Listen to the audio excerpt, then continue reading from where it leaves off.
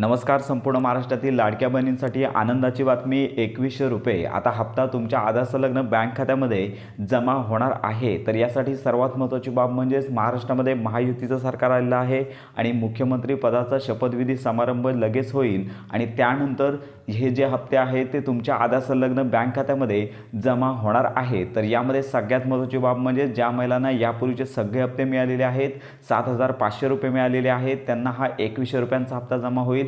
आणि ज्यांचा दिवाळी बोनस राहिलेला होता, तर लक्षात घ्या, दिवाळी बोनस म्हणजेच वेगळेच काय 5,000 रुपये नसून 7,500 रुपये किंवा मागील सर्व हप्ते एकत्रितरित्या जमा करण्यात आले.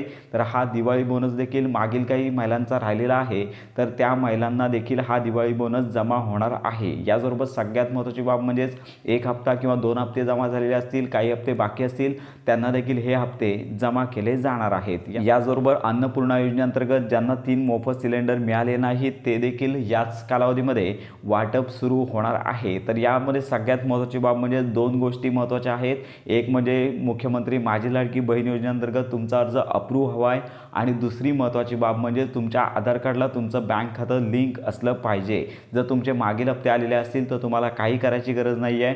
जर तुमचं आधार सेडिंग नसेल तर लवकरात लवकर तुमच्या बँक खात्याला आधार कार्ड लिंक करून घ्यायचं आहे. तर यामध्ये सगळ्यात महत्त्वाची बाब म्हणजे संपूर्ण महाराष्ट्रातील लाडक्या बहिणींना 2100 रुपये मुख्यमंत्र्यांची शपथ घेतल्यानंतर सदरचा जो हप्ता आहे तो संपूर्ण महाराष्ट्रातील लाडक्या बहिणींच्या आधार संलग्न बँक खात्यामध्ये जमा केला जाणार आहे. तर अशा प्रकारे ही महत्त्वाची माहिती इतरांपर्यंत नक्की शेअर करा. योजनांसंदर्भात खात्रीशीर अपडेट्स करता आपल्या चॅनलच्या कनेक्टमध्ये राहा.